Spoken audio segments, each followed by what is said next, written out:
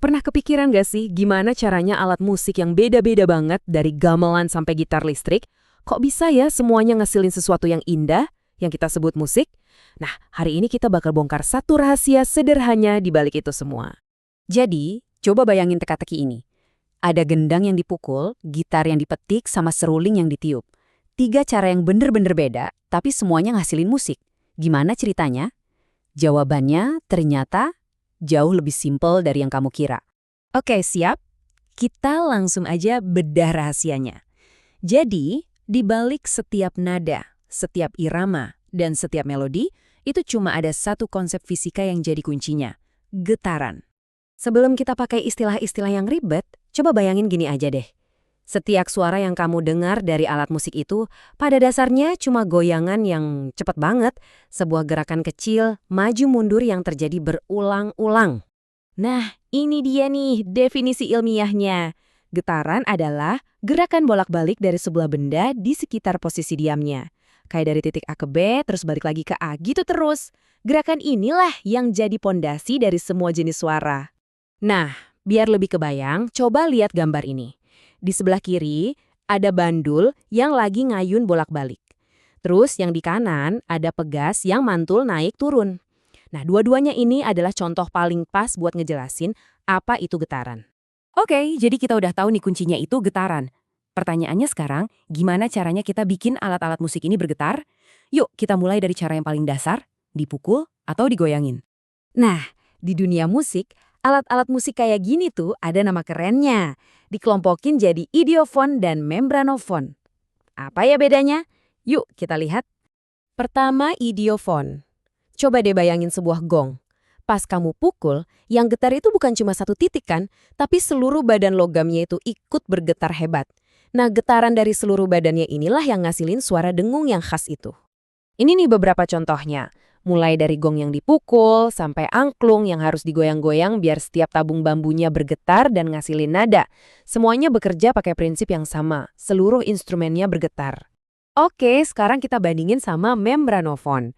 Kalau yang ini beda, bukan seluruh badannya yang bergetar. Sebaliknya, sumber suaranya itu justru dari satu bagian khusus, selaput atau kulit yang direntangkan.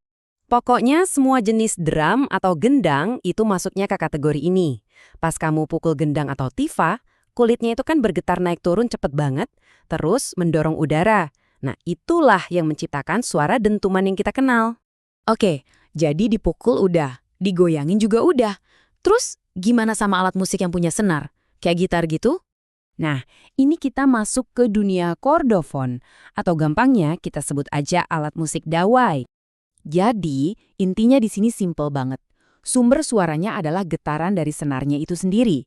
Entah itu kamu petik pakai jari atau kamu gesek pakai busur, tujuannya cuma satu, bikin senar itu goyang super cepat. Nah, gambar ini nunjukin prosesnya dengan jelas banget. Waktu senar gitar dipetik, dia kan langsung gerak bolak-balik dengan kecepatan tinggi. Getaran inilah yang kita dengar sebagai nada musik. Mulai dari harpa sampai biola, semuanya pakai prinsip dasar yang sama persis. Panjang, ketegangan, sama tebal senar yang beda-beda itu yang bikin getarannya beda. Dan akhirnya ngasih kita nada yang beda-beda juga. Kita udah bahas mukul benda padat sama metik senar. Tapi gimana ceritanya trompet bisa ngeluarin suara? Kan nggak ada senar yang bisa dipetik atau kulit yang bisa dipukul, kan? Jawabannya ada di kelompok berikutnya, yaitu aerofon. Atau gampangnya alat musik tiup. Nah, ini nih yang unik. Kalau di aerofon, yang kita bikin getar itu bukan benda padatnya, tapi udara yang ada di dalam alat musiknya itu sendiri. Jadi, entah kamu niup di lubang seruling, niup lewat klep-klep di trompet, atau niup lewat lempengan-lempengan di dalam harmonika, intinya kamu lagi bikin udara di dalamnya bergetar. Getaran udara inilah yang jadi suara. Oke, kita udah ngomongin getaran di benda padat, senar, bahkan udara. Terus, gimana sama musik di zaman modern? Nah, kita masuk ke kategori terakhir. Kelompok terakhir ini namanya elektrofon. Dari namanya aja udah ketebak ya, ini pasti ada hubungannya sama listrik. Dan ini bedanya yang paling gede. Beda sama semua kategori lain yang bisa bunyi sendiri. Alat-alat musik ini sama sekali nggak akan bunyi kalau nggak dicolok ke listrik. Cara kerjanya juga beda total. Alat musik ini ngubah gerakan fisik kayak nekentut keyboard atau metik senar gitar listrik jadi sinyal listrik. Terus sinyal listrik inilah yang dibikin bergetar secara elektronik, baru deh dikirim ke amplifier biar suaranya keluar. Contoh paling gampangnya, ya gitar listrik, keyboard, sama bass elektrik. Coba aja, kalau nggak ada amplifier sama listrik, suaranya kan kecil banget ya.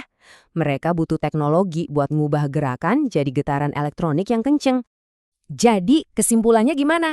Dari gong kuno sampai keyboard canggih, dari gendang tradisional sampai gitar listrik, ternyata semuanya kembali ke satu rahasia tunggal. Satu prinsip fundamental, getaran. Dan ini membawa kita ke pertanyaan terakhir. Sekarang setelah kamu paham kalau suara itu adalah getaran, coba deh dengerin baik-baik dunia di sekitar kamu. Dari dengungan kulkas sampai notifikasi HP kamu, getaran apa lagi yang bisa kamu sadari?